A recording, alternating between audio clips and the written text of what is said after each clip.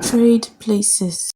When Ada returned to her grandmother's house, the old caretaker met her at the gate with a warning. "Never open the locked room," she said, clutching Ada's arm with surprising strength. "Your grandmother sealed it for a reason. It is not meant for the living." Ada only smiled. She had grown up with such tales, all rooted in superstition. What harm could a locked room hold? The corridor was darker than she remembered. The door stood at the end, swollen with age, a brass key dangling on a nail beside it. For years it had called to her, and that night, curiosity finally won. The room was still, suffocating with dust, bare walls, a broken chair, and in one corner, a tall mirror leaned crookedly against the plaster. The glass was cracked, yet it seemed to breathe, as though mist pressed faintly against its surface. Ada laughed softly to herself, laying her mat on the floor. So much for haunted rooms. But as midnight neared,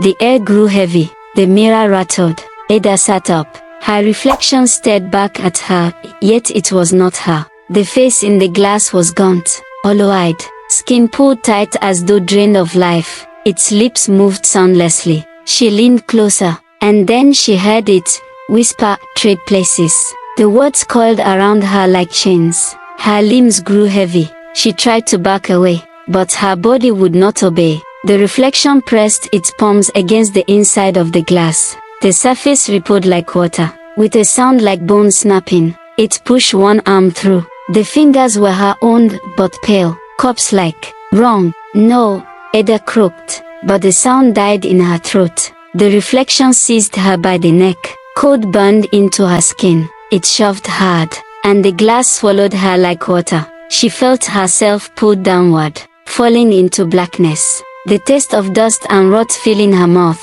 The last thing she saw was her reflection stepping free, straightening, smoothing its hair, breathing with her lungs. The next morning, the caretaker unlocked the door. The room was neat, empty, except for the mirror. The glass was whole now, polished, gleaming, and inside it, Ada's true face stared out, mouth moving soundlessly, eyes wild, palms pressed against the other side. The caretaker dropped her rosary beads and fled.